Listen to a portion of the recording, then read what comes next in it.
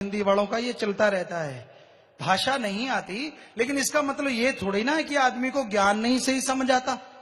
जिसका गुरु पूर्ण होता है उसी को सच में ज्ञान समझ में आता है, बाकी तो हाँ बस दूसरी चीजों में ही उलझा रहता है। नहीं भाई, ये नहीं, सर्व साझा ज्ञान होता है। गुरुओं ने लिखा है सर्व साझी गुरुवाणी, सभी के लिए। उसमें लिखा है अव्वल अल्लाह। अल्लाह को वाहिगुरु नहीं किया, कर सकते थे। आज की अगर जमाने की बात करें तो अल्लाह क्यों लिखा।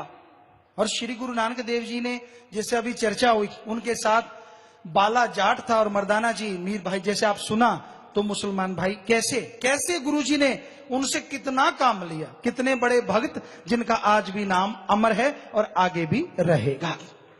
कैसे उन्होंने तो कोई भी तकरार नहीं किया, कोई नहीं सोचा क्या जात क्या पात, कोई लेना देना नहीं। गुरुओं को इससे कुछ लेना देना होता ही नहीं, धर्म को इससे कुछ लेना देना होता ही नहीं। धर्म में तो जो मालिक के लिए तड़फता है वो मालिक का प्यारा है, और जो मन माया के लिए तड़फता है वो काल का प्यारा है। सो भाई, मालिक के प्यार में ये चीजें नहीं आनी चाहिए।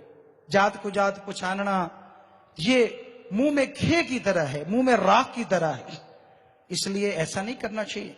ना वेदों में, ना शास्त्रों में, ना किसी पुराण में लिखा हुआ है कि कोई जात को जात होती है। नहीं, आदमी कर्म। वेदों में लिखा है कि जो हड्डियों का, मरे हुए पशु की चमड़ी उतारेगा, उनका मांस ले जाता है, उसको शूद्र कहा गया।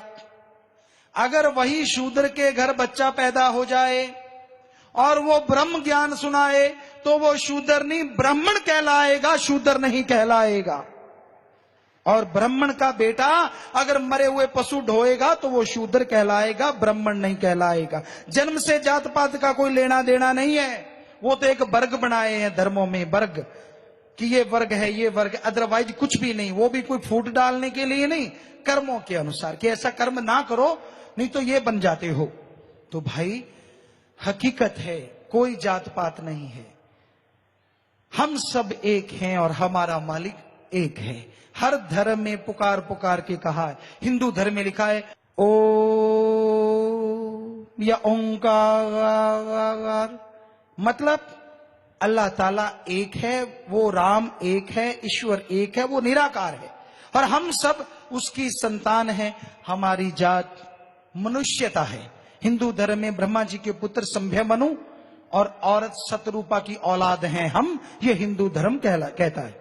इस्लाम धर्म में आता है ला इलाहा इल्लल्लाह, अल्लाह ताला एक थे, एक हैं, एक रहेंगे, और हम सब उस सारी खलकत उसकी औलाद है, हम सब उसकी औलाद है और हमारी जात आदमियत है। इस्लाम धर्म में पहला इंसान आदम, औरत हव्वा, इसलिए आदमियत। सिख धर्म में एक ओंकार, वैसे एक ओंकार कहते हैं लेकिन बोला ऐसे भी जा सकता है एक ओंगा, यानी बीच में छूटता है, यानी मालिक का आकार नहीं है। अगर एक ओंकार बन गया तो उसका आकार बन गया, अक्षर पूर्ण हो गए। पूर्ण नहीं, ऐसे खुला है एक ओंगा, तो बोलने में अंतर आ सकता है किसी के भी, उसे कोई फर्क नहीं पड़ता। अर्थ समझो, इसका मतलब क्या है कि मालिक एक है और वो निराकार है, किसी आकार में नहीं आता। और मानस की जात सब एक को पहचान, वो एक पिता एक के हम बारिक। कहां कहां नहीं कहा गुरुवाणी ने। कितने के लोग मानते हैं वचनों को। सारे धर्म के लोगों से हम पूछते हैं कितना को मानते हो, सामने तो कहेंगे हाँ जी हाँ जी, और जब कोई अकेला मिले, यार ये तो अपने वाले हैं, वो तो दूसरे वाले हैं।